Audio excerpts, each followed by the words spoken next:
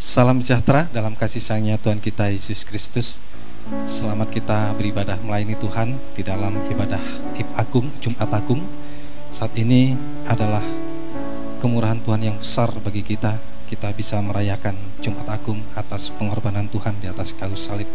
Dengan pengorbanan Tuhan inilah kita bisa merasakan dan bisa kasih Tuhan dicurahkan dalam kehidupan kita semua, agar kita dapat merasakan kemurahan Tuhan lewat kehidupan kita saat ini. Puji Tuhan. Untuk memulai ibadah kita pada kesempatan saat ini, saya rindu kita menyanyikan pujian Dalamnya Kasih-Mu Bapa.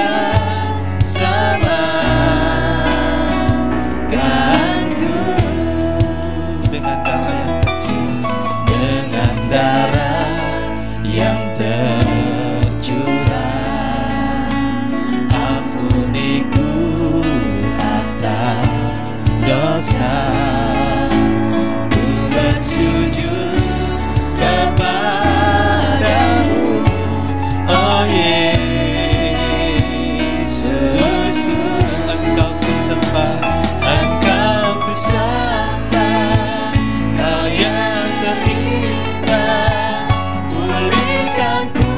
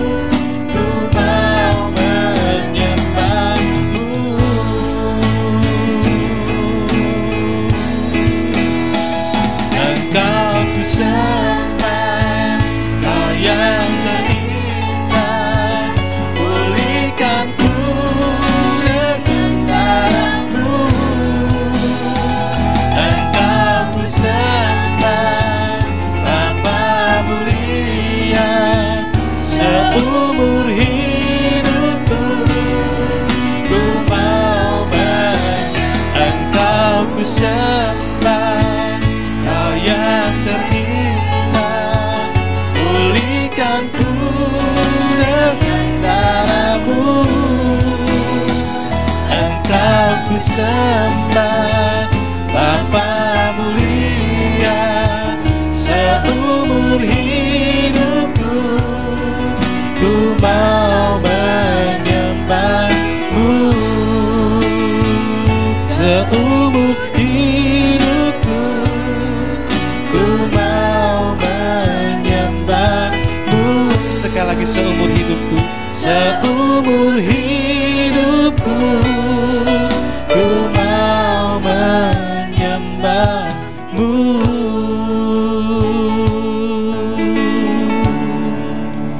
Tundukkan kepala kita berdoa. Haleluya, haleluya, haleluya, haleluya. Sungguh kami bersyukur saat ini Tuhan, kami boleh menikmati anugerah-Mu yang besar. Kami boleh menikmati karya-Mu juga yang terbesar Tuhan. Karya yang terbesar saat Engkau naik di atas kayu salib Tuhan. Engkau rela meninggalkan surga, menjadi manusia, bahkan menjadi manusia yang sengsara, manusia yang menderita karena salib. Bahkan juga Engkau mampu Tuhan untuk menyerahkan diri-Mu menjadi manusia yang terkutuk Tuhan, mengambil kutuk kami ini Tuhan. Kutuk itu yang membawa kami ke dalam maut. Itulah sebabnya Engkau tidak rela Tuhan kami harus hidup di dalam kutukan itu. Engkau rela mengambil kutuk itu sehingga Engkau harus mati di atas kayu salib. Itulah sebabnya Tuhan kami bersyukur saat ini Tuhan, oleh karena pengorbanan-Mu yang besar ini melayakkan kami Tuhan untuk menikmati belas kasih kemurahan-Mu, sehingga kami beroleh menerima karunia keselamatan itu sendiri. Terima kasih Tuhan, sungguh kami bersyukur saat ini Tuhan. Kami akan memuji, mengagungkan, memuliakan nama Engkau. Itulah sebabnya Tuhan kami menyerahkan semua ke dalam tangan belas kasih kemurahan-Mu. Urapi kami dengan kuat kuasa Roh Kudus-Mu, mulai dari pemimpin pujian, pemain musik, singer, operator, bahkan juga saluran internet. Tuhan juga semua operator juga Tuhan, tolong semua Tuhan, listrik, HP, oh Tuhan, televisi juga urapi semua, agar kami juga dapat beribadah melayani Engkau semuanya dengan lancar Tuhan, sehingga kami dapat merasakan suasana surgawi di tengah-tengah kami. Sungguh-sungguh hadirat-Mu nyata di tengah kami untuk melakukan keajaiban-keajaiban bagi kami. Khususnya juga nanti pemberitaan firman-Mu juga kami serahkan ke dalam tangan-Mu. Kiranya dengan oh Tuhan, ibadah ini kehidupan kami untuk dapat selalu memandang salib-Mu, memandang korban-Mu Tuhan, sehingga kehidupan kami selalu kuat di dalam Engkau saat menghadapi apapun di dunia ini. Kami tetap kuat teguh hati karena Engkau yang sudah menderita bagi kami semua Tuhan, sehingga kami juga akan kuat untuk menerima segala apapun yang ada di dunia ini sampai menerima kebahagiaan yang kekal bersama dengan Engkau. Terima kasih Tuhan, terima kasih. Segala kuasa-kuasa jahat, kuasa iblis yang akan mengganggu saat kami memuji, menyembah, mengagungkan, memuliakan nama Engkau, dan terutama Tuhan saat kami mendengarkan firman-Mu lewat kuasa roh ngantuk, roh keras hati, roh main-main, kami bersatu hati memanggil nama-Mu yang berkuasa untuk mengusirkan dalam nama Yesus pergi. Darah Yesus yang berkuasa. Terima kasih ya Tuhan. Tuhan tolong kami, Tuhan berkemurahan bagi kami. Dalam nama Tuhan Yesus Kristus kami serahkan ibadah ini dari awal hingga pada selesainya. Terima kasih Tuhan. Dalam nama Tuhan Yesus Kristus kami sudah berdoa. Haleluya. Amin. Puji syukur saudaraku yang dikasihi oleh Tuhan, dengan darah Tuhan memungkinkan ada keselamatan bagi kita. Dengan darah Tuhan dosa-dosa kita sudah seberat apapun, bahkan semerah seperti kain kirmisi, oleh darah Tuhan mampu untuk menyucikan, bahkan sampai memutihkan, sehingga dosa kita menjadi putih seperti bulu domba. Puji Tuhan. Kita akan nyanyikan pujian nyanyian kemenangan. Kita akan bersorak-sorai bagi Tuhan.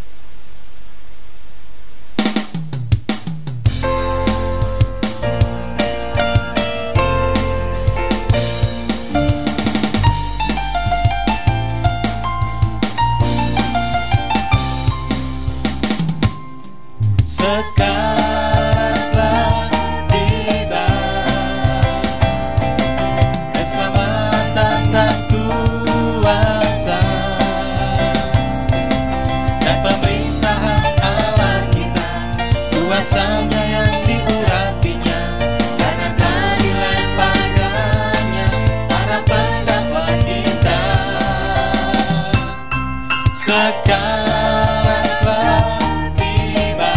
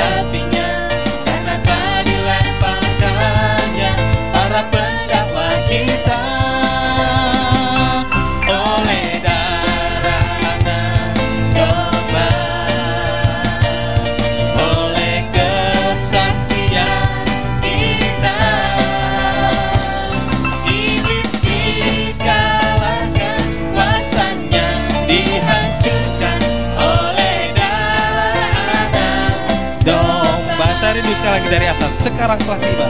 Sekarang telah tiba keselamatan dan kuasa dan pemerintahan Allah kita, kuasanya yang diurapinya, karena telah dilemparkannya para pendakwa kita. Oleh darah anak domba, oleh kesaksian kita, iblis dikalahkan, kuasanya dihancurkan oleh darah anak domba, oleh darah anak domba. Amin. Oleh kesaksian kita, iblis dikalahkan, kuasanya dihancurkan oleh darah anak domba, oleh darah anak domba, oleh kesaksian kita, iblis dikalahkan, kuasanya dihancurkan oleh darah anak, oleh darah anak, oleh darah anak domba. Haleluya. Oleh kuasa darah anak domba, iblis dikalahkan. Bahkan musuh yang terakhir yang bisa dikalahkan Tuhan, itulah maut. Sehingga kita tidak hidup di dalam maut, bayang-bayang maut, tetapi kita hidup bersama-sama dengan Tuhan selama-lamanya di surga. Itulah yang Tuhan kehendaki dalam kehidupan kita. Biarlah lewat Jumat Agung saat ini kita bisa selalu memandang pengorbanan Tuhan, sehingga kita tetap hidup bersama dengan Tuhan sampai Dia menyempurnakan kehidupan kita. Untuk menyambut firman Tuhan, saya rindu kita nyanyikan pujian pesalu nomor 169, Di Kayu Salib.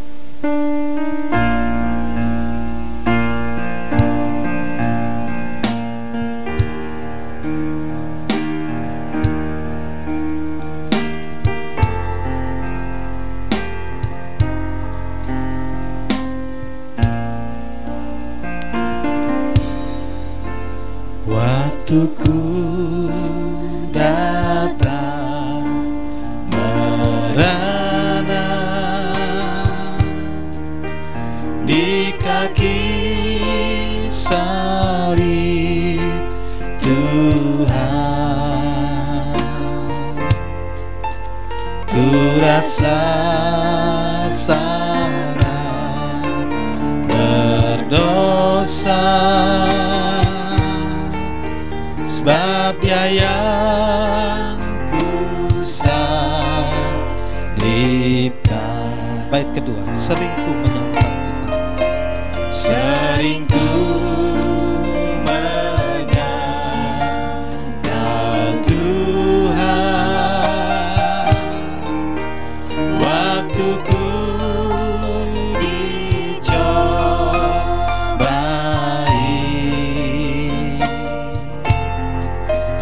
firman Tuhanku abaikan, berpikir manusiawi. Di kayu salib aku melihat, di kayu salib aku melihat segala kejahatanku, olehnya Yesus menderita sangat untuk selamatkanku.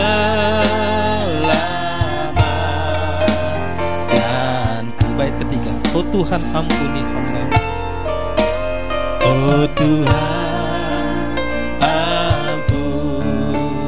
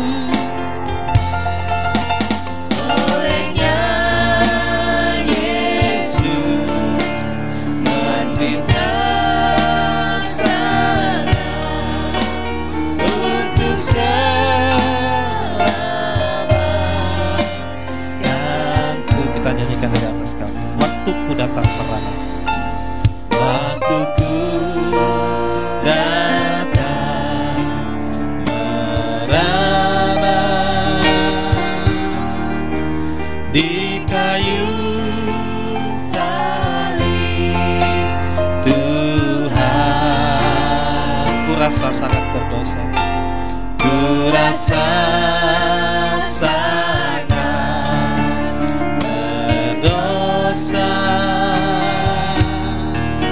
sebab yang ku salibkan. Ref, di kayu salib aku melihat. Di kayu salib aku melihat segala kejahatanku.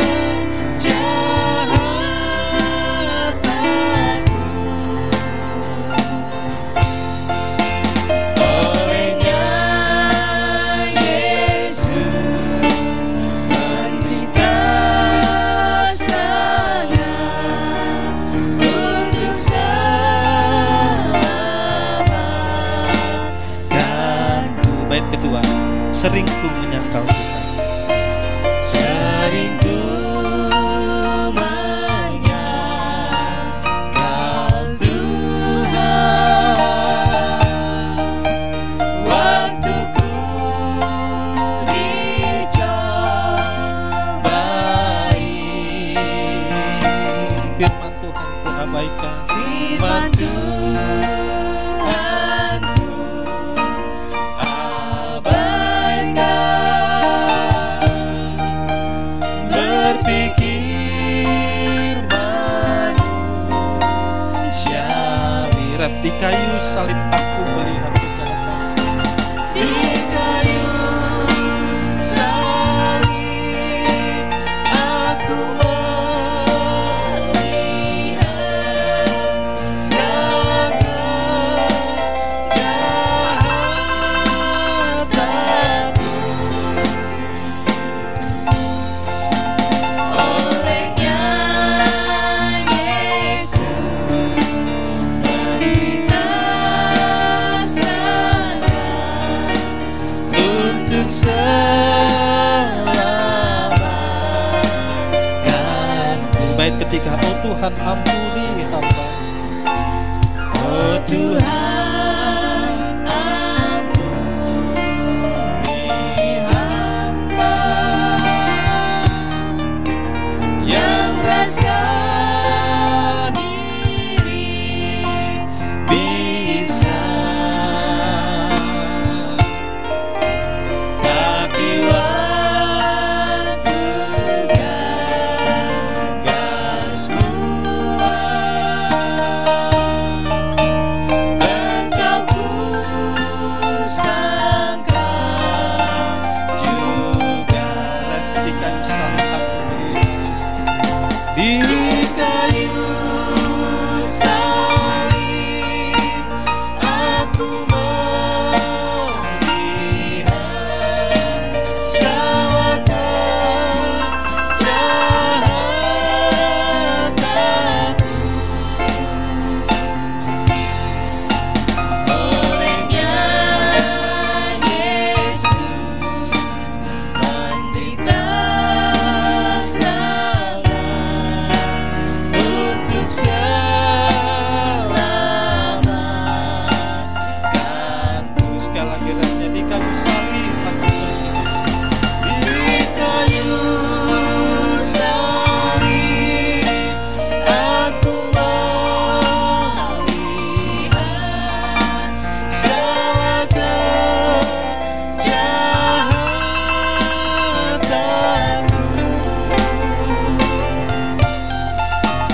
Olehnya Yesus menderita sangat untuk selamatkanku.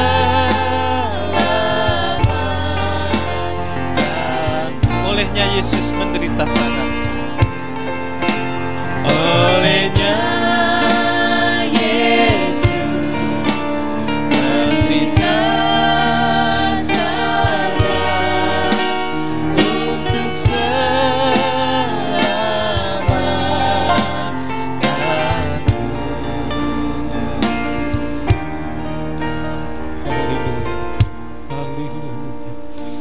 Haleluya Tuhan. Haleluya.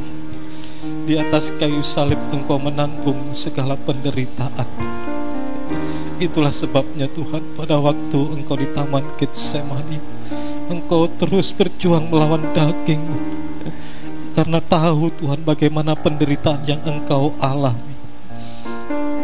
Engkau menyerahkan semua, biarlah bukan kehendak-Ku yang jadi, melainkan kehendak-Mu yang jadi. Itulah Tuhan, kasih daripada Engkau kepada kami. Engkau harus taat sampai mati di atas kayu salib.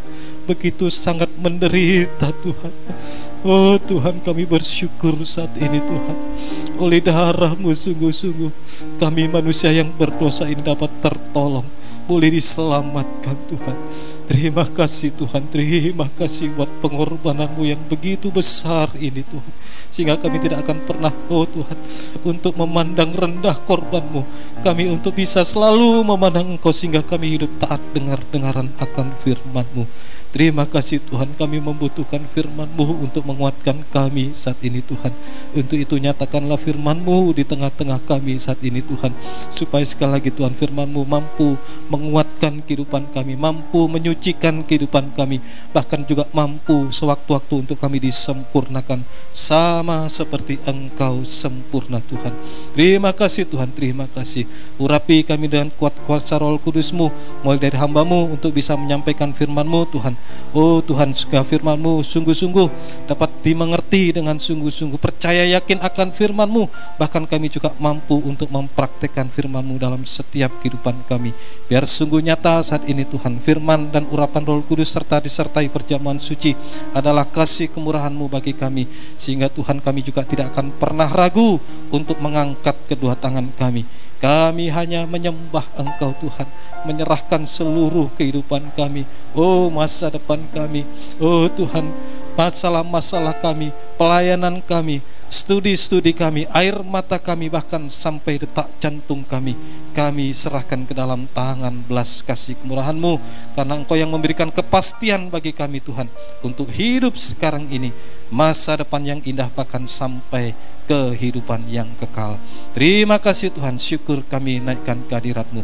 Segala kuasa-kuasa jahat, kuasa iblis yang hendak mengganggu saat firman-Mu disampaikan, yaitu lewat kuasa roh yang tidak sungguh-sungguh, roh main-main, roh jahat najis, kami bersatu hati memanggil nama-Mu yang berkuasa untuk mengusirkan dalam nama Yesus pergi, darah Yesus yang berkuasa.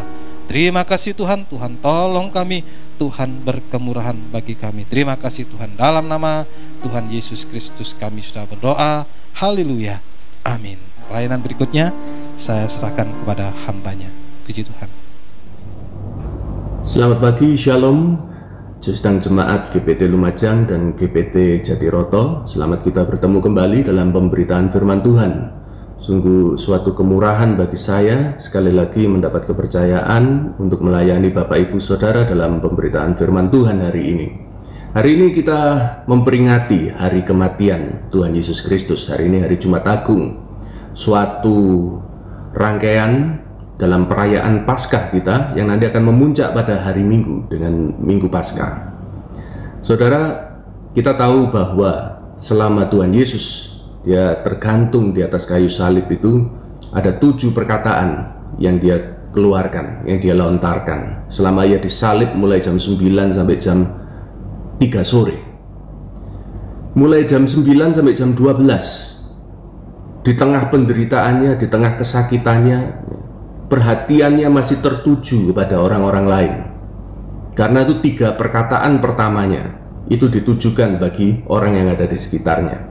Ya, perkataan pertamanya adalah, Bapa ampuni mereka, karena mereka tidak tahu apa yang mereka lakukan. Dia berdoa untuk keselamatan orang-orang yang ada, yang menganiaya dia ini, ya, karena mereka tidak tahu apa yang mereka lakukan. Yang kedua, perkataannya ditujukan kepada penjahat yang ada di sebelahnya, entah sebelah kiri atau sebelah kanan, ya, tidak jelas, tetapi ada di sebelahnya. Dan dia mengatakan, pada hari ini engkau akan bersama-sama dengan aku di Firdaus. Masalah keselamatan jiwa orang ini, dia memberi keyakinan, keteguhan bahwa engkau hari ini bersama-sama dengan aku di Firdaus.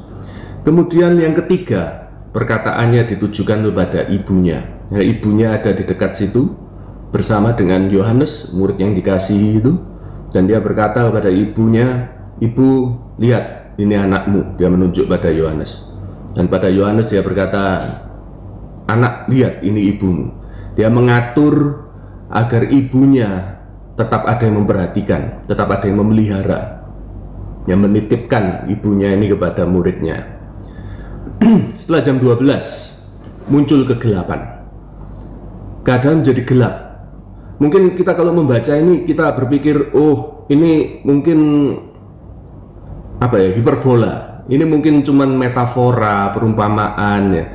Biasa kan penulis-penulis itu ya membuat keadaan lebih dramatis, di mana waktu tokoh utamanya itu sedang dalam kesusahan, sedang dalam penderitaan, seakan-akan langit menjadi mendung, matahari tidak bersinar, bulan pun enggan menampakkan wajahnya dan sebagainya.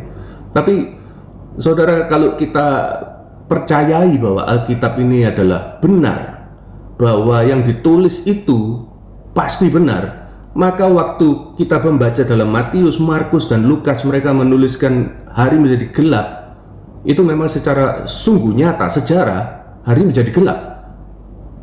Loh, kalau hari menjadi gelap semacam itu di siang hari jam 12 siang, seharusnya kan ada sumber-sumber lain yang juga menuliskan, melaporkan hal yang sama. Dan ternyata memang ada, saudara. Jadi di luar Alkitab itu ada beberapa tokoh sejarah yang menuliskan mengenai kejadian aneh ini. Salah satunya ini saya cari, ini ada orang namanya Phlegon dari Thales. Dia seorang sejarawan abad kedua. Ya, dia hidup tahun 100 sekian, awal abad kedua. Dan dia mencatat dari catatan-catatan sejarah yang ada pada saat itu. Dia mencatat bahwa pada tahun 33 Masehi itu ya, terjadi suatu gerhana matahari yang besar. Gerhana matahari yang besar, sehingga hari di tengah hari jam 12 siang, ya, dia bilang jam ke-6. Jam ke-6 itu jam 12 siang. Jam 12 siang itu menjadi malam, sehingga bintang-bintang itu bisa terlihat di langit.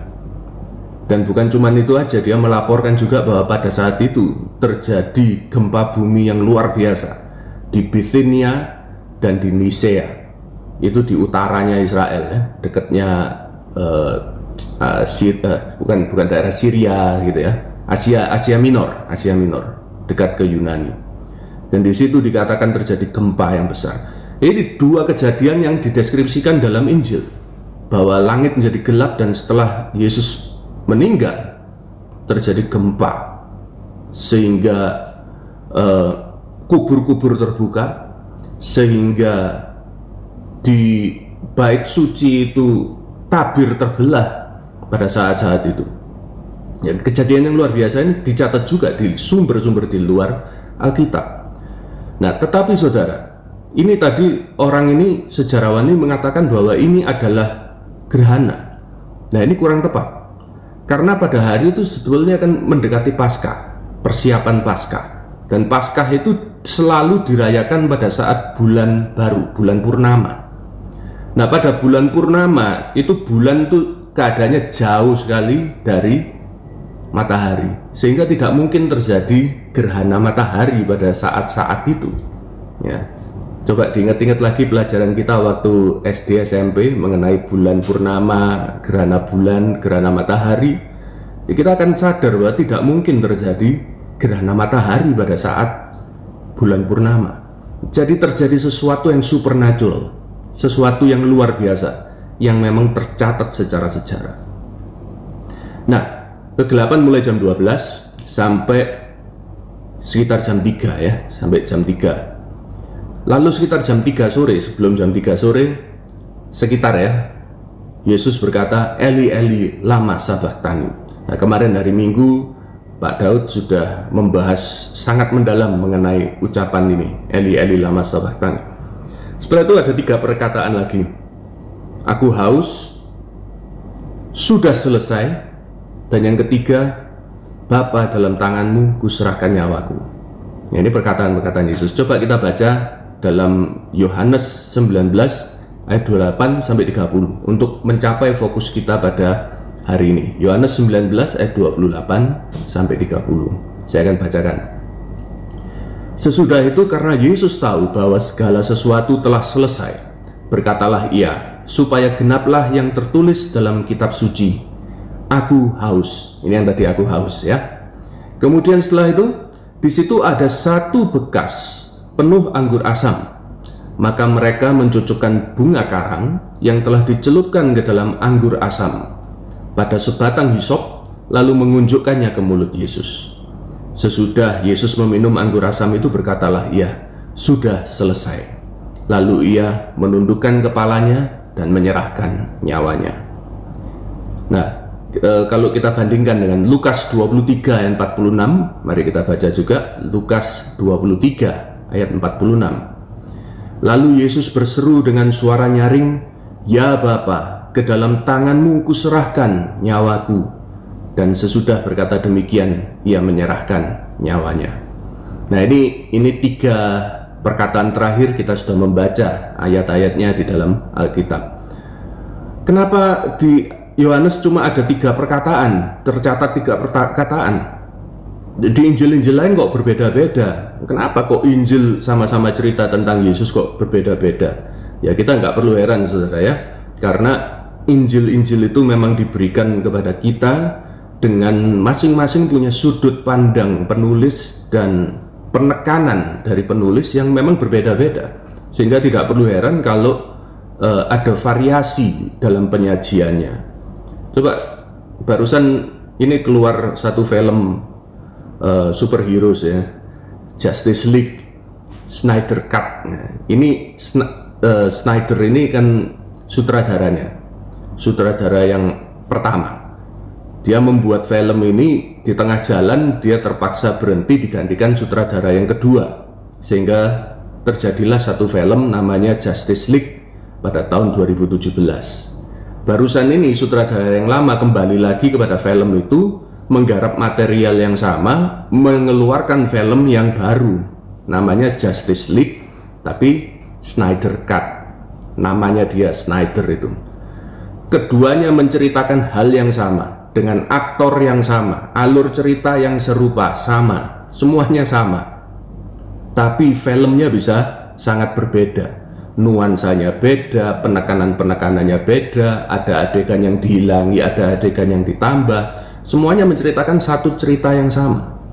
Nah, jadi dari sudut pandang yang berbeda memang bisa menghasilkan satu kompilasi data yang terlihat berbeda. Tetapi sesungguhnya dalam kasus Injil itu adalah saling melengkapi. Ya, jadi kita jangan mudah terbimbangkan mengapa kok Injil ini bisa berbeda-beda. Mereka bukan berbeda, mereka saling melengkapi, membuat kita mempunyai pengertian yang lengkap mengenai apa yang terjadi pada saat itu. Ya, nah, oke, kita akan lanjutkan pembahasan kita pada hari ini. Kita akan spesifik membahas mengenai perkataan Tuhan yang ke-6, yaitu sudah selesai, sudah genap. Apa maksud Yesus dengan perkataan sudah selesai atau sudah genap? Saya membayangkan kita bisa menganggap, wah, Yesus dengan satu kepasrahan waktu itu dia berkata, sudah selesai. Jadi sudah kalah gitu ya, seakan-akan sudah habis saya, selesai saya. Jadi bukan itu maksud Yesus ya, bukan gerakan kita sudah aku bangun 3,5 tahun hancur sudah semua, habis sudah, bukan seperti itu saudara. Nah, apa maksudnya yang sesungguhnya? Nah, ini yang akan kita pelajari ya. Nah, kalau kita membaca dalam bahasa aslinya, kata sudah selesai atau it is finished itu dalam bahasa aslinya menggunakan kata tetelestai. Tetelestai asal katanya itu dari telos yang artinya menyelesaikan, menggenapi, mengakhiri ya. Jadi memang menyempurnakan ya. Ini arti dari tetelestai. Nah, sifat kata ini adalah perfect. Perfect itu artinya sudah dilakukan, berarti sudah selesai dan terus menerus dalam keadaan selesai. Tidak akan pernah menjadi bubrah keadaan itu menjadi rusak, tidak selesai, selalu dalam keadaan selesai, karena sudah sekali diselesaikan dan selalu akan berada dalam keadaan selesai. Nah, ini satu kata yang sangat kaya dengan makna. Tetelestai, cuman satu kata aja dalam bahasa Yunani. Tetelestai, kaya dengan makna. Kalau saudara tahu Charles Spurgeon, ya, dia pengkhotbah yang sangat luar biasa tahun 1800-an. Dia mengatakan mengenai kata tetelestai ini adalah samudra makna di dalam setetes bahasa. Wah, istilahnya keren sekali. Samudra makna dalam setetes bahasa. Dalam satu kata ini maknanya sangat dalam, sangat banyak, dan kita sangat bijaksana jika kita mencoba untuk merenungkan apa sih maksudnya Tuhan Yesus waktu dia mengatakan tetelestai. Nah, saya melihat setidaknya ada 8 makna kata tetelestai yang relevan dengan pekerjaan Yesus di kayu salib pada waktu itu. Tapi hari ini kita akan membahas 4 saja. Nah, apa maknanya? Kalau kita bicara tentang apa maknanya, kita harus mencari tahu dari mana, gitu kan? Nah, saudara, dalam Alkitab itu memang seluruh Alkitab berbicara tentang Yesus. Ini keyakinan saya, keyakinan kita umat Kristiani. Seluruh Alkitab itu berbicara tentang Yesus. Perjanjian Lama itu menubuatkan tentang Yesus. Perjanjian Baru yaitu Injil. Injil itu menampilkan Yesus, yang menceritakan tentang Yesus, menampilkan Yesus. Kitab para Rasul, kisah para Rasul, itu dia memberitakan Yesus, bagaimana Yesus itu diberitakan oleh para Rasul. Surat-surat, ya, Roma, Korintus dan sebagainya. Surat-surat itu menjelaskan tentang Yesus. Dan terakhir pada kitab Wahyu, itu kita melihat Yesus dinantikan, menantikan Yesus. Jadi saudara, kalau kita kepingin tahu apa maksud cerita Injil yang menampilkan Yesus ini tadi, maksudnya apa? Kita harus melihat di surat-surat, karena di surat-surat itu dia menjelaskan tentang Yesus. Nah, mari kita melihat surat Ibrani. Ibrani 10, kita akan membaca ayat 1 sampai 18 di rumah. Tapi kali ini kita baca ayat 1 sampai 7 juga ayat 10. Ibrani 10 ayat 1 sampai 7 juga ayat 10. Nah, mari kita baca. Di dalam hukum Taurat hanya terdapat bayangan saja dari keselamatan yang akan datang, dan bukan hakikat dari keselamatan itu sendiri. Karena itu dengan korban yang sama yang setiap tahun terus-menerus dipersembahkan, hukum Taurat tidak mungkin menyempurnakan mereka yang datang mengambil bagian di dalamnya. Sebab jika hal itu mungkin, pasti orang tidak mempersembahkan korban lagi.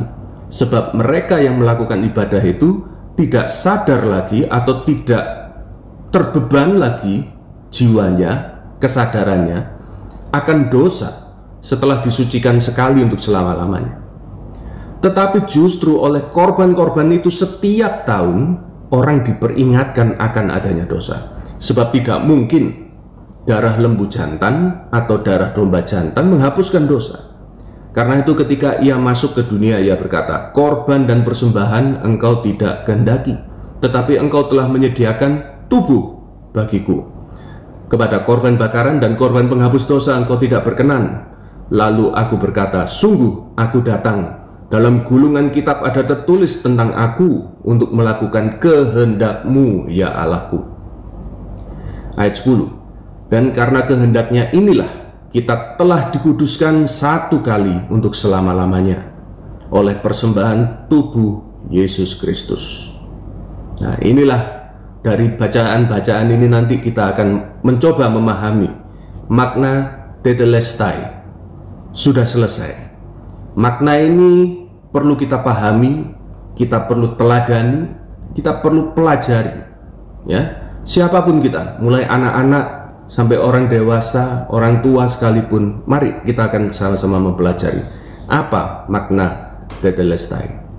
Dari ayat-ayat ini, saya simpulkan yang pertama, makna tetelestai adalah bahwa korban itu telah sempurna. korban itu telah sempurna. Jadi apa yang selesai? Yang selesai adalah kesempurnaan dari korban.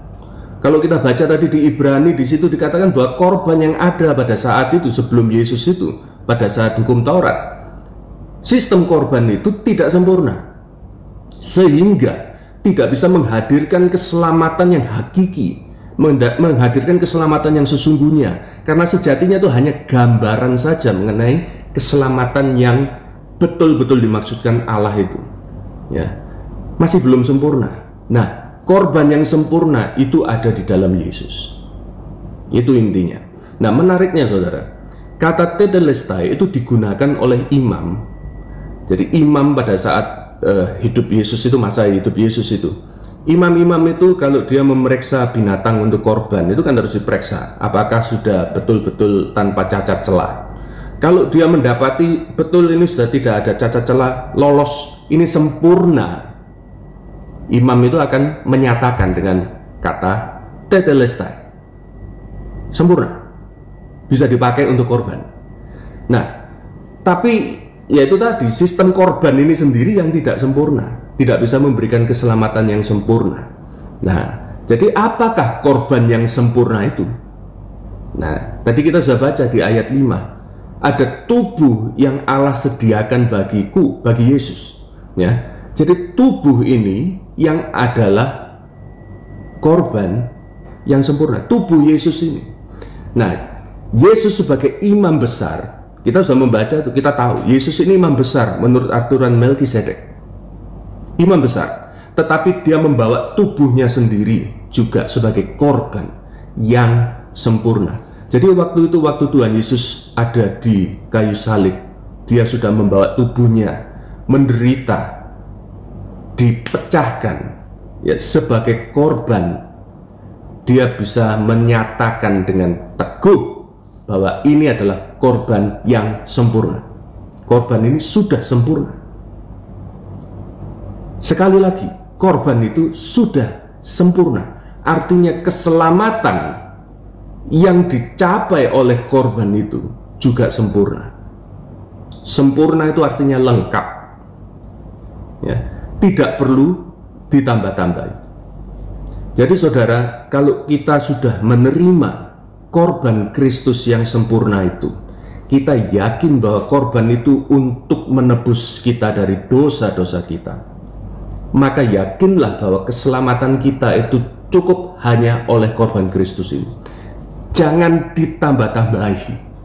Jangan mengira bahwa kita bisa membawa pengorbanan yang lain untuk membeli keselamatan kita itu.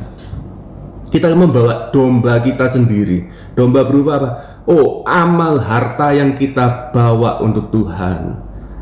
Kadang orang kan gini toh, saudara, kalau nanti meninggal apa yakin masuk surga? Ya mudah-mudahan. Orang Kristen nih, mudah-mudahan. Loh, kenapa kok mudah-mudahan? Ya amal saya masih kurang banyak, Pak. Saya masih banyak berdosa. Saya masih belum memperhatikan orang tua saya, keluarga saya. Mungkin dia mengira dalam pikirannya bahwa perbuatan-perbuatan baiknya itu diperlukan agar dia bisa selamat. Nah, ini tidak tepat, saudara, karena keselamatan itu sudah sempurna di dalam korban Yesus Kristus. Kalau kita mengira bahwa perbuatan baik kita itu bisa membuat kita selamat, itu kita sama dengan menghujat Tuhan. Karena itu artinya kita berkata bahwa korban Kristus tidak cukup. Tidak cukup Yesus mati membuat saya selamat. Saya harus berbuat baik untuk itu. Tidak tepat, saudara, ya. Bahkan itu menghujat Tuhan. Bukan berarti kita tidak boleh berbuat baik, harus berbuat baik. Tetapi perbuatan baik kita itu adalah ucapan syukur kita bahwa kita telah diselamatkan, bahwa kita in good standing dengan Allah, sehingga perbuatan baik kita itu berharga, berarti di hadapan Allah. Itu harus dilakukan memang. Dan perbuatan baik kita itu akan membawa pahala, mahkota bagi kita nanti. Itu akan diperhitungkan semua. Tetapi bukan untuk mendapatkan keselamatan. Keselamatan hanya satu-satunya dari korban Yesus Kristus saja. Nah, itu poin yang pertama. Korban sudah sempurna. Jangan ditambah-tambahi. Jangan merasa harus menambahi. tetapi perbuatan baik kita itu adalah ucapan syukur, adalah respon yang tepat, yang setimbang dengan panggilan, dengan korban yang luar biasa itu. Ya, itu kata Rasul Paulus. Tidaklah hidup lu kita berpadan dengan keselamatan, dengan panggilan keselamatan kita itu. Nah, poin yang kedua, kita akan membaca ulang dari Ibrani 10 tadi, ayat 7 dan 10. Kita konsentrasi di ayat 7. Lalu aku berkata, sungguh aku datang, dalam gulungan kitab ada tertulis tentang aku untuk melakukan kehendak-Mu, ya Allahku. Kemudian ayat 10. Dan karena kehendaknya ini, kita telah dikuduskan satu kali untuk selama-lamanya oleh persembahan tubuh Yesus Kristus. Ya. Oke, dari sini kita bisa melihat bahwa poin kedua mengenai tetelestai, apa yang sudah selesai? Yang sudah selesai adalah tugas yang sudah tuntas. Jadi Yesus datang ke dunia itu membawa suatu tugas. Kehendak Allah itu ada dalam keberadaan Yesus. Yesus harus melakukan kehendak Allah ini tadi. Kita sudah baca. Ya. Dan kata tetelestai ini memang biasa digunakan pada saat itu. Saat seorang hamba, seorang budak itu sudah selesai melakukan tugas dari tuannya, dia akan balik kepada tuannya dan dia lapor. Tetelestai, sudah selesai. Ya. Juga kadang di dalam peperangan, pasukan yang akhirnya menang dalam pertempuran itu mereka bersorak, mereka berteriak, tetelestai. Pertempuran itu sudah selesai dan mereka menang. Ini makna dari tetelestai, tugas yang sudah tuntas. Ya. Yesus di bumi bukan untuk seenak-enaknya plestir bosan di surga kemudian turun ke bumi jalan-jalan, ini God incarnate, ya, Allah menjadi manusia, bikin mujizat sana mujizat sini seenaknya sendiri. Bukan, dia melakukan kehendak Allah. Ini tadi sudah kita baca ayat 7 ya. Ada tugas khusus yang harus Yesus lakukan, dan penyelesaian tugas itu berat seperti peperangan. Berat seperti peperangan. Tidak mudah. Tidak begitu saja. Ya. Apa tugas Yesus? Tugas Yesus ayat 10 tadi kita mempersembahkan tubuhnya. Tubuh itu dia dapat kapan? Sejak kecil bayi lahir waktu Natal kita peringati. Sejak kecil dia membawa tubuh itu, dia menjaga tubuh itu menjadi lebih besar, lebih kuat. Tetapi harus tetap kudus, tetap sempurna, tidak berdosa, melawan godaan iblis.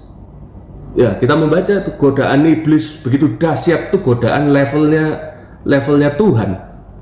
Meskipun Tuhan tidak mungkin bisa jatuh dalam godaan, tapi bukan berarti godaan itu tidak apa artinya ecek-ecek gitu aja, bukan. Itu godaan level tinggi.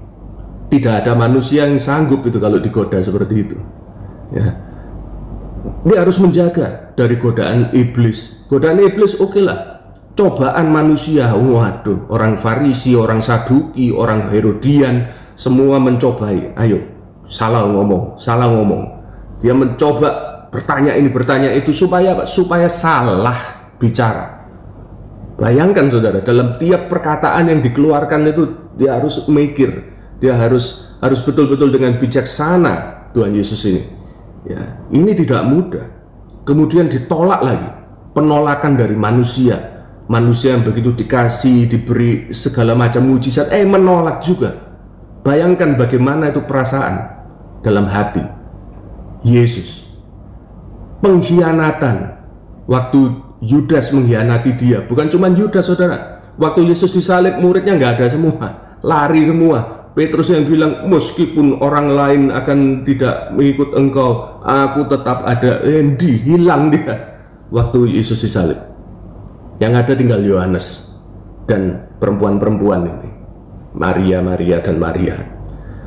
Jadi saudara, tidak mudah tugas Yesus mempersembahkan tubuhnya ini, mulai dari kecil, besar, pelayanan, kemudian mengalami segala macam ujian, penolakan di atas kayu salib. Ini juga suatu ujian luar biasa. Luar biasa. Jadi saudara, Tuhan kita adalah Tuhan yang menyelesaikan tugas. Tugas selesai, tetelestai. Jadi kita juga kalau mengaku diri sebagai Kristen, mengikut Kristus, kita juga harus belajar menyelesaikan tugas-tugas kita.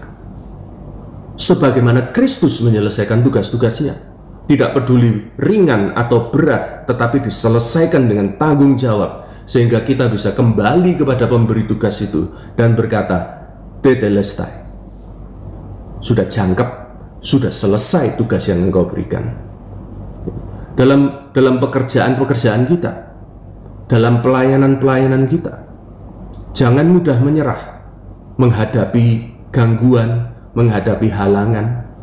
Apalagi kita belum mencoba untuk mengatasi semua itu, kita sudah menyerah. Ini tidak boleh. Orang Kristen tidak boleh dikenal sebagai orang yang mudah menyerah di dalam tugas-tugasnya. Tidak bisa. Kenapa? Karena Kristus tidak pernah menyerah menyelesaikan tugasnya. Mari saudara, kita pelajari ini dengan baik. Dan juga dalam tugas kehidupan kita, menjadi kesaksian yang baik semasa hidup kita. Seperti Yesus juga mulai kecil, dia bertambah besar dan semakin dikasihi manusia dan Allah. Kita juga seperti itu dalam masa hidup kita. Apakah kita bisa menjadi kesaksian yang baik? Semakin dikasihi manusia dan Allah. Ini menjadi tugas kita sampai akhir hidup kita. Orang Kristen itu dikatakan bukan hanya harus hidup dengan baik, tetapi juga harus bisa mati dengan baik. Mati dengan baik. Banyak hal yang akan membuat kita meninggal. Penyakit, kecelakaan, apapun itu. Satu saat kita akan kembali pada Tuhan. Dan pada akhir hidup kita, saya berdoa agar dalam akhir hidup saya itu bisa dinilai, ini loh matinya orang Kristen itu seperti ini. Saya tidak tahu apa yang akan terjadi saudara, tetapi saya berpikir kalau setidaknya meninggalnya kita bisa menjadi kesaksian bagi orang lain, itu adalah satu pekerjaan yang tuntas, ya, tetelestai. Nah, ini makna yang kedua. Tugas sudah selesai.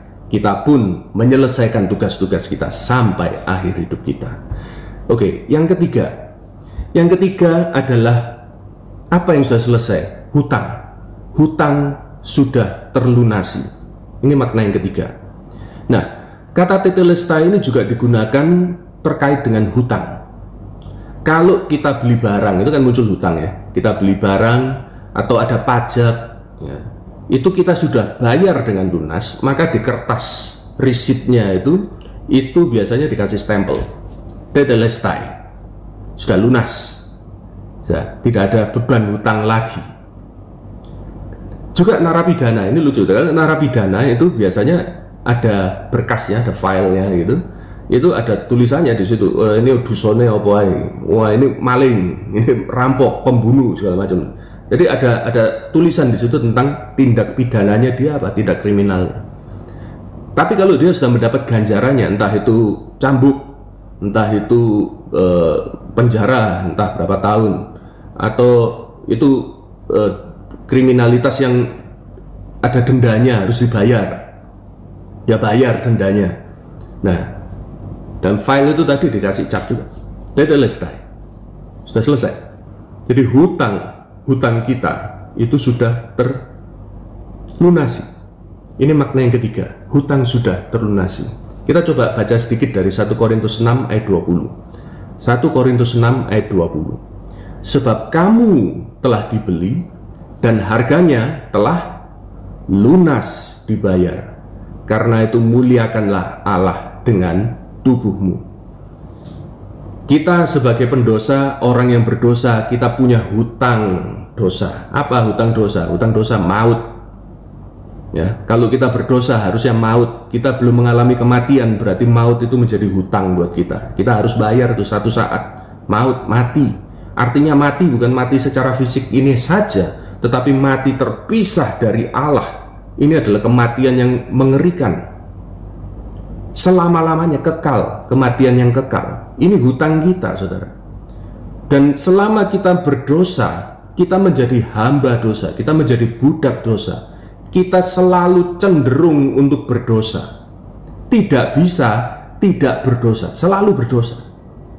Nah, saudara, waktu Yesus mati di kayu salib, dia mengatakan sudah selesai, tetelestai. Apa yang selesai? Makna yang ketiga ini, bahwa hutang dosa kita telah ditebus, telah dibayar oleh korban Yesus Kristus ini, sehingga kita tidak lagi berhutang pada dosa. Status kita sebagai hamba dosa telah dipindahkan menjadi hamba Allah, bahkan anak-anak Allah.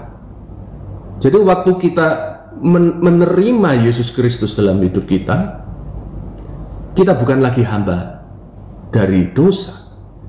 Kita bisa memilih untuk tidak berdosa. Jadi kalau ada orang Kristen, saudara, yang masih berkata, kenapa saya masih terikat dengan minuman keras, saya terikat dengan rokok, saya terikat dengan main perempuan, saya terikat dengan judi dan sebagainya. Kemudian dia berkata, ya ini gen saya.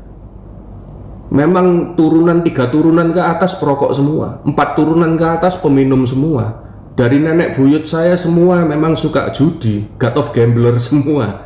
Nah, bukan seperti itu, saudara. Seorang Kristen, meskipun mungkin memang ada ikatan yang sangat kuat semacam itu, genetika yang semacam itu, saya dari kecil mungkin punya kecenderungan untuk menyukai sesama jenis dan sebagainya, itu ikatan yang sangat kuat.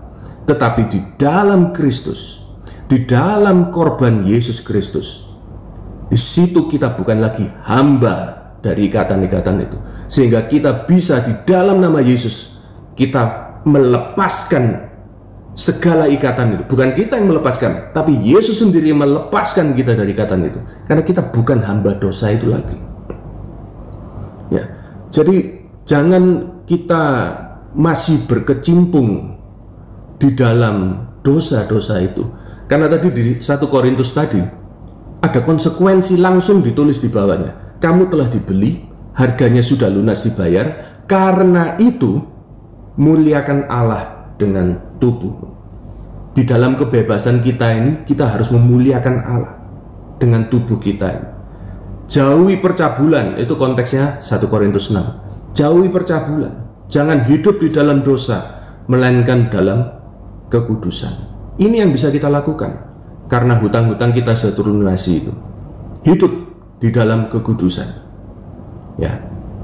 Jadi, saudara, inilah makna yang ketiga. Hutang sudah terlunasi, dan karena itu kita bisa memilih untuk tidak berdosa lagi di dalam nama Yesus.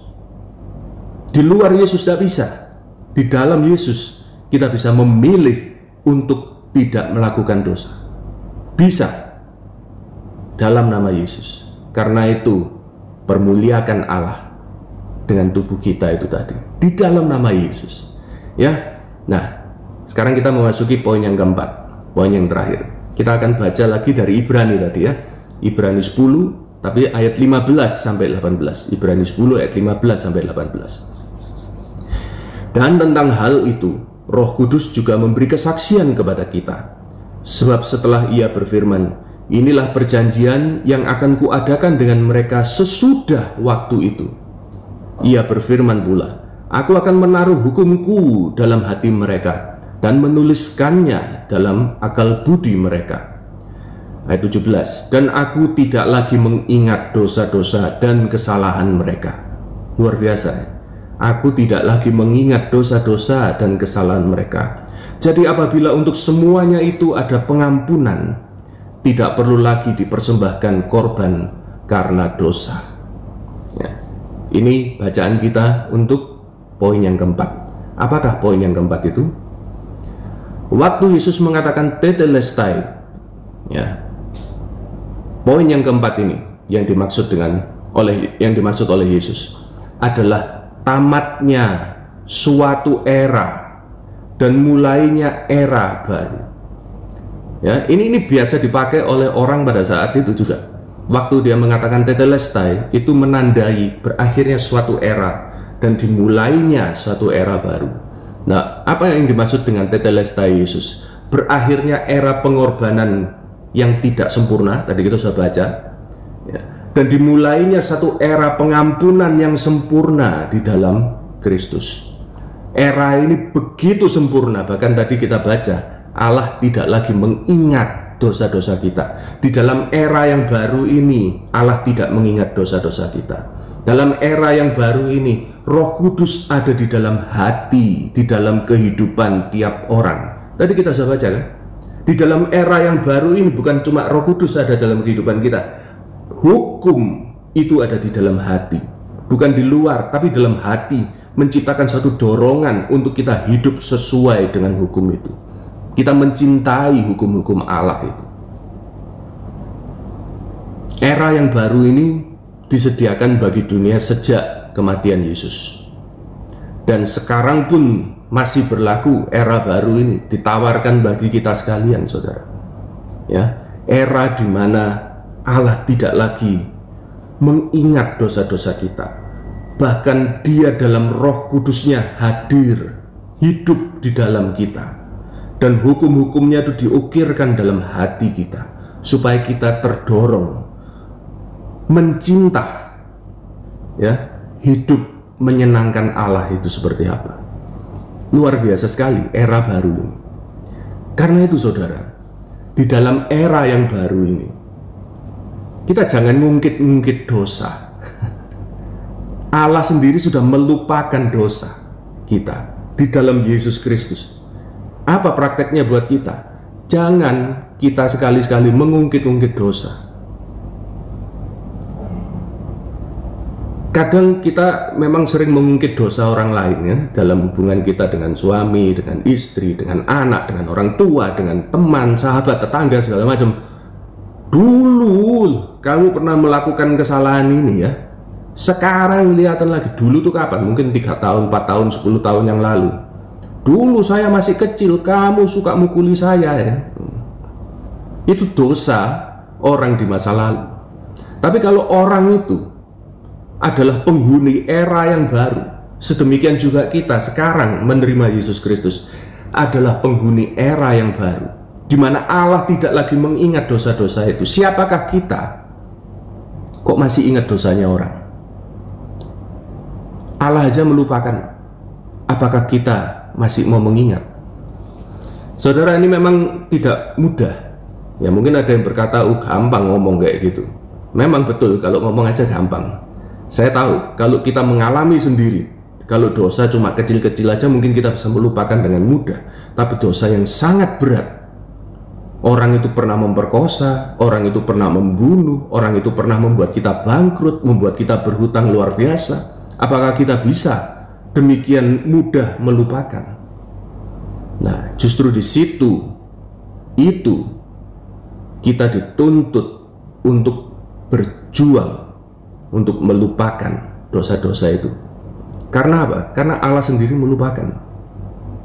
Tidak ada penjelasan yang mungkin bisa memuaskan, tapi karena Allah sendiri melupakan, siapakah kita kok masih tetap mau mengungkit-ungkit itu? Oke lah, kalau kita tidak bisa melupakan, at least kita harus bisa mengampuni dan tidak mengungkit-ungkit itu lagi di dalam hubungan kita selanjutnya. Terutama kalau misalnya itu dengan orang-orang yang sangat dekat, dengan istri, dengan suami. Mari kita jangan biasakan mengungkit-ungkit kesalahan orang, kesalahan istri, kesalahan suami. Dulu pernah gini, dulu pernah gitu, lihat dan sekarang lagi gini. Nah, ini adalah kunci kekacauan dalam rumah tangga, saudara, ya. Kalau kita berusaha berumah tangga, kita tahu ini tabu, jangan dilakukan. Dan Tuhan sudah memberikan pesan ini, jangan mengungkit kesalahan. Allah sendiri melupakan dosa-dosa itu. Tetapi saudara, kadang kita tidak ngungkit dosanya orang, kadang kita ngungkit dosa kita sendiri. Kita berkubang pada kegagalan kita di masa lalu. Dulu saya orangnya jahat sekali, dulu saya adalah perampok, dulu saya pernah membunuh orang, mungkin. Dan itu membuat kita tidak bisa move on, karena kita merasa tidak layak, karena kita merasa sudah rusak Ingat saudara, di dalam era yang baru ini, di dalam korban Kristus, kita adalah ciptaan yang baru. Ciptaan yang baru. Karena itu juga jangan kita mengungkit dosa kita sendiri di hadapan Tuhan. Minta ampun terus menerus untuk satu dosa yang sama. Jadi orang Kristen tuh kok susah sekali tiap hari berdoa minta ampun, dosanya kok cek wake nih. Tapi yang diampuni, yang dimintakan ampun dosa yang sama terus yang sudah terjadi dulu. Tuhan sudah melupakan. Waktunya kita juga melupakan. Move on. Bukan lupa artinya kita mengulangi, bukan. Tetapi artinya jangan diungkit-ungkit lagi. Move on untuk hal-hal yang baik di masa depan. Bekerja buat Tuhan di masa depan. Tanggalkan beban kesalahan dosa itu. Rasul Paulus berkata, jangan membuat itu merintangi kita. Kadang Tuhan sudah bilang lepas, tapi kita masih pegang. Sehingga waktu kita mau berlari, kita mau melayani, kita merasa aku tidak layak, aku tidak bisa. Apa kata orang nanti tentang saya? Itu tidak penting, saudara. Lepaskan dosa itu. Move on. Bergerak bagi masa depan bersama Tuhan. Ini yang dimaksud dengan tamatnya satu era dan dimulainya dengan era yang baru. Bukan berarti di era ini kita tidak berdosa lagi. Pasti kita tetap satu kali dua kali kita akan jatuh dalam dosa. Tapi jangan putus asa. Waktu kita jatuh dalam dosa, kita tahu bahwa ini era yang baru. Era di mana kita menerima pengampunan yang sempurna. Segera kita minta ampun, mohonkan ampun, dan jangan ulangi lagi. Jangan ulangi lagi. Jangan biasakan kita hidup di dalam dosa. Artinya apa? Kalau kita berdosa karena sudah jadi kebiasaan, kita tidak lagi peka bahwa itu dosa, dan kita tetap melakukan hal yang sama terus-menerus tanpa ada tanda-tanda pertobatan. Itu hidup dalam dosa. Itu tanda saudara belum terima Yesus. Itu tanda saudara belum terima Yesus. Tetapi orang yang sudah menerima Yesus, tadi dikatakan roh ada di dalam kita, hukum ada di dalam hati kita. Sehingga waktu kita melakukan dosa, hati itu akan menuduh, roh di dalamnya akan bersaksi bahwa kita berdosa. Dan respon kita di dalam era yang baru ini adalah mohon ampun. Mohon ampun, lepaskan dosa itu. Dan jangan ungkit lagi, jangan lakukan lagi. Move on ke masa depan bersama Tuhan. Ini poin yang keempat. Jadi saudara, hari ini waktu kita merayakan Jumat Agung, bukan merayakan, kita memperingati Jumat Agung, kita harus tahu pertama tadi bahwa kejadian Yesus mati di kayu salib itu adalah kejadian yang real, sejarah yang nyata. Bukan metafora, bukan perumpamaan, apalagi karangan manusia. No, it's real. Nyata, sungguh terjadi. Sehingga efek dari kematian Yesus ini juga real, nyata buat kita. Sekarang efeknya nyata dan real buat kita. Ya. Jangan sampai kita dibingungkan oleh omongan dari luar. Wah, Injilmu tidak benar, 4 versi tidak sama semua. Enggak. 4 versi ini justru mereka mendukung, melengkapi pengertian kita. Kita bisa percaya bahwa ini adalah satu event, satu peristiwa yang real, ya, yang efeknya juga real, nyata buat kita sekarang. Dan hari ini kita mempelajari satu hal yang real, yang pasti. Itu apa? Bahwa di atas kayu salib itu, menjelang kematiannya, Yesus berkata, tetelestai, sudah selesai, sudah genap. Apa yang selesai, apa yang genap, apapun itu, efek dari keselesaian, kegenapan itu juga real, nyata, sungguh bagi kita sekarang. Efeknya nyata bagi kita sekarang. Nah, apa yang sudah diselesaikan Yesus? Tadi pertama kita sudah melihat bahwa korban itu sudah selesai sempurna. Tetelestai, korban itu sempurna.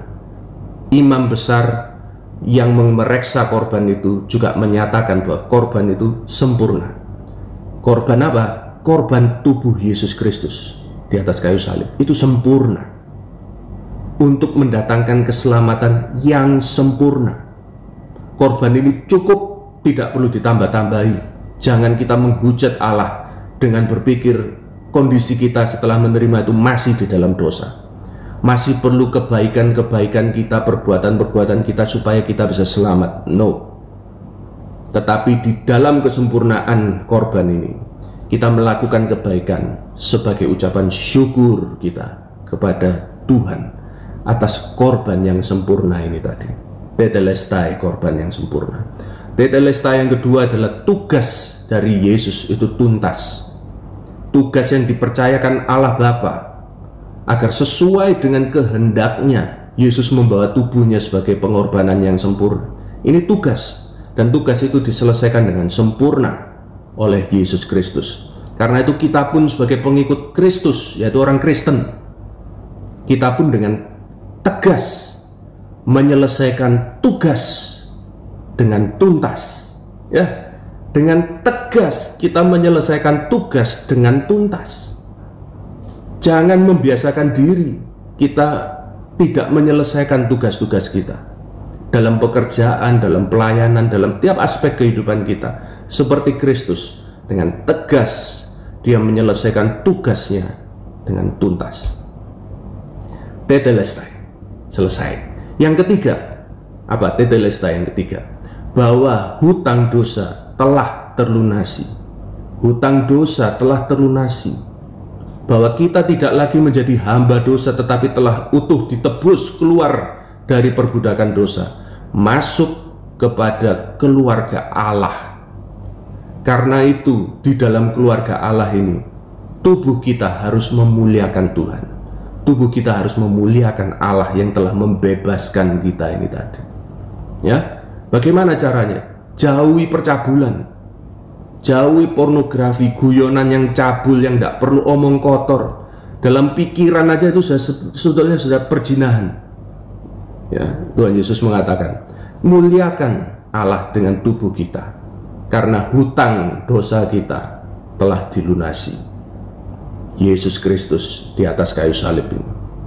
Yang keempat, waktu Yesus mengatakan tetelestai, itu adalah satu ending, satu akhir dari era, dan mulainya satu era yang baru. Era dosa sudah tamat, era di mana keselamatan itu tidak sempurna itu sudah tamat.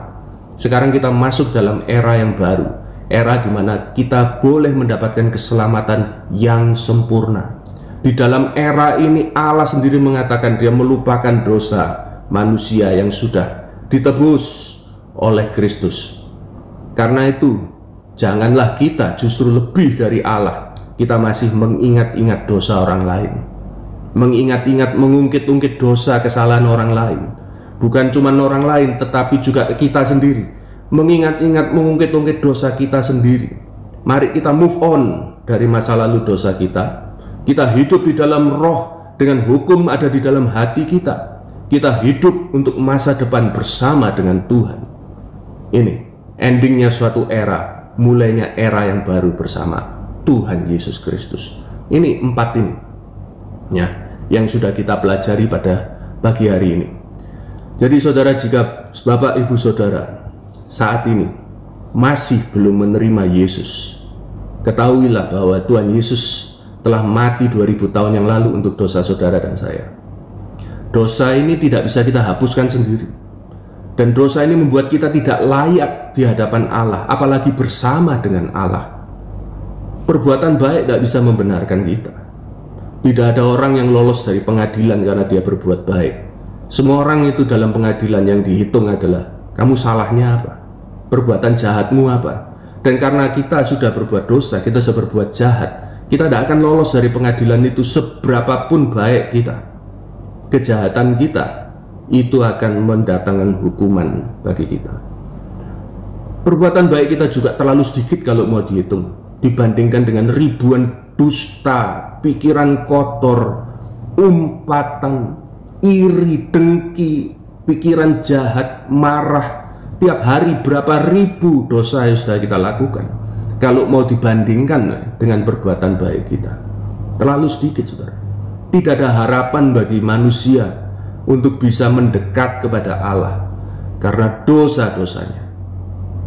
Tetapi kematian Yesus Kristus yang kita peringati hari ini telah melunaskan semua dosa itu. Tadi kita sudah belajar, melunaskan, ya, Mari saya mengundang Bapak Ibu Saudara, mari kita percaya kepada Yesus Kristus. Kita terima Dia sebagai Tuhan, Juru Selamat pribadi kita. Mari masuk ke dalam era yang baru, era pengampunan yang sempurna, di mana kita bisa berbuat baik itu dengan sukacita, bukan karena terpaksa. Berbuat baik itu sukacita, dengan bersyukur karena Allah itu telah menyelamatkan kita, dengan kasih kepada Allah dan sesama, karena Allah itu lebih dahulu mengasihi kita. Amin.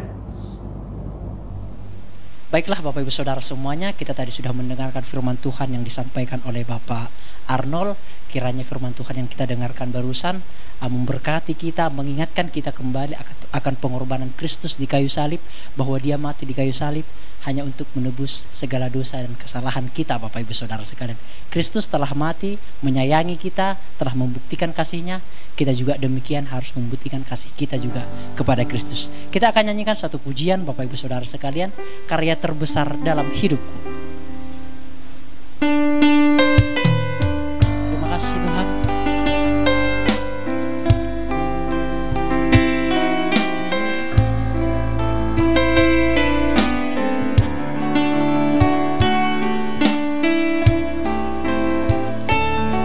Kasih yang terindah, hati yang mulia. Kasih yang terindah, hati yang mulia, hanya ku temukan di dalam-Mu, Yesusku. Pujian dari hatiku selalu di setiap waktuku, tiada pernah berubah kasih-Mu. Karya terbesar, karya terbesar dalam hidupku, pengorbanan-Mu yang selamatkanku.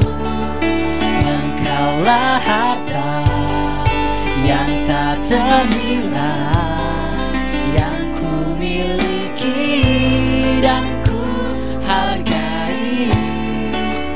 Yesus, Engkau ku kagumi. Kita naikkan kembali dari awal. Kasih yang terindah, hati yang mulia, hanya ku temukan di dalam-Mu, Yesusku. Pujian dari hatiku selalu di setiap waktuku, tiada pernah berubah kasih-Mu. Karya terbesar dalam hidupku, pengorbanan-Mu yang selamatkanku. Engkaulah harta yang tak ternilai, yang ku miliki dan ku hargai. Yesus, Engkau ku kagumi.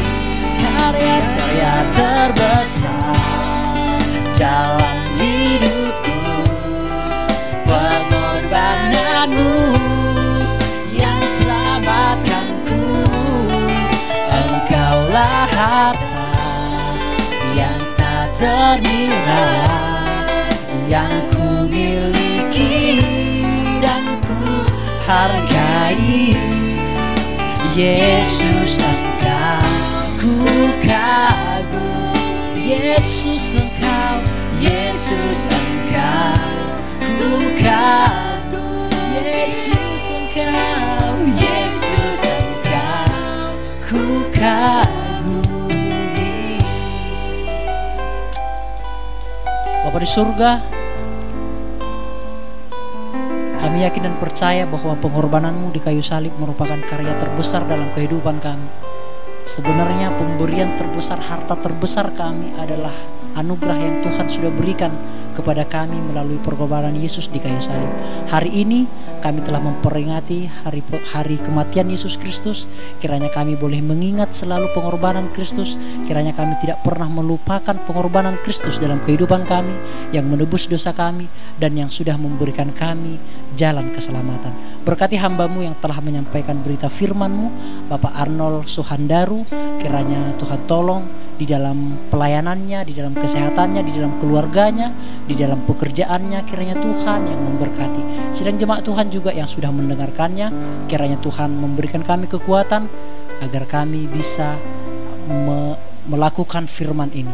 Terima kasih Bapa di surga, terima kasih. Ini doa kami dalam nama Yesus, puji Tuhan, amin.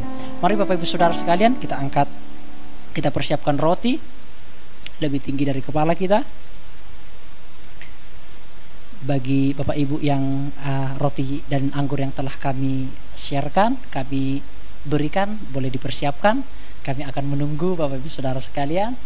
Bagi yang sudah, mari kita angkat roti lebih tinggi di atas kepala kita. Kita akan dengarkan firman Tuhan. Sebab apa yang telah aku teruskan kepadamu telah aku terima dari Tuhan, yaitu bahwa Tuhan Yesus pada malam waktu ia diserahkan mengambil roti, dan sesudah itu ia mengucap syukur atasnya, ia memecah-mecahkannya dan berkata, inilah tubuhku yang diserahkan bagi kamu, perbuatlah ini menjadi peringatan akan aku. Mari kita makan bersama-sama di dalam nama Tuhan Yesus Kristus.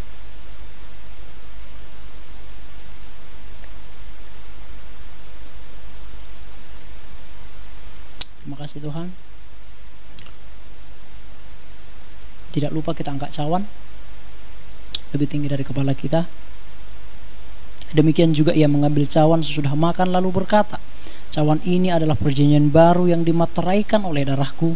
Perbuatlah ini setiap kali kamu meminumnya menjadi peringatan akan aku. Mari kita minum bersama-sama di dalam nama Tuhan Yesus Kristus. Bapa di surga, biar dari awal hingga pada akhirnya ibadah kami seluruhnya berkenan di hati Tuhan. Biarlah para sidang jemaat Tuhan dimanapun berada yang mungkin mengalami pergumulan hari ini, kiranya Tuhan berikan jalan keluar. Tuhan berikan juga kekuatan, kesehatan kepada mereka, pekerjaan mereka. Tuhan yang memberkati kami juga, para imam-imam Tuhan yang sudah melayani di tempat ini. Kiranya Tuhan memberkati kami di dalam damai sejahtera, di dalam kekuatan, di dalam pekerjaan kami juga Tuhan memberkati kami. Dan Tuhan juga selalu memberikan kami kekuatan di dalam menjalani hari-hari kami. Terima kasih Bapa di surga, ini doa kami dalam nama Yesus, puji Tuhan, amin. Sebentar Bapak Ibu, saya akan bacakan pengumuman kita untuk 1 minggu ke depan. Yang pertama adalah ibadah Paskah akan berlangsung hari Minggu jam 8 pagi. Jangan lupa disaksikan Bapak Ibu Saudara sekalian. Jangan lupa disaksikan ibadah Paskah hari Minggu jam 8 pagi. Dan juga apakah share anak-anak sekolah Minggu? Oh iya, Paskah sekolah Minggu juga berlangsung setelah ibadah Paskah Bapak Ibu Saudara sekalian. Mungkin akan kami share kira-kira jam 10 atau jam 11 pagi Bapak Ibu Saudara, karena kami harus mengeditnya lebih dahulu. Yang kedua Saudara sekalian, bagi Bapak Ibu yang tergerak seperti yang biasa saya sampaikan, yang tergerak untuk memberikan persembahan untuk pembangunan atau renovasi gereja kita, boleh langsung membuatnya di dalam satu amplop dengan bertuliskan untuk pembangunan gereja. Demikian Bapak Ibu Saudara, kita bergandeng tangan bersama-sama untuk pembangunan gereja kita bagi siapa yang tergerak hatinya. Ada pengumuman lain mungkin? Ada? Yang berulang tahun? Enggak ada? Oh, yang berulang tahun tidak ada. Oke, mari Bapak Ibu Saudara sekalian, jikalau tidak ada, kita akan akhiri ibadah ini dan kita akan tunduk kepala bersama-sama. Berkat yang daripada Allah Bapa dan cinta kasih sayang dari Tuhan Yesus Kristus memberkati kami sekalian, baik hari ini, besok sampai selama-lamanya. Tuhan Yesus datang kembali. Di dalam nama Yesus, puji Tuhan, amin. Mari kita nyanyikan satu pujian. sekarang telah tiba keselamatan dan kuasa.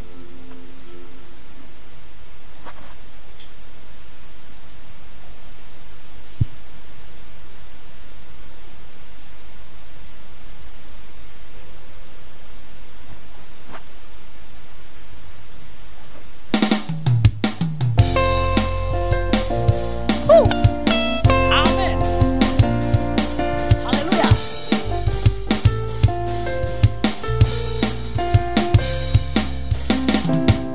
Sekarang telah tiba, haleluya, keselamatan dan kuasa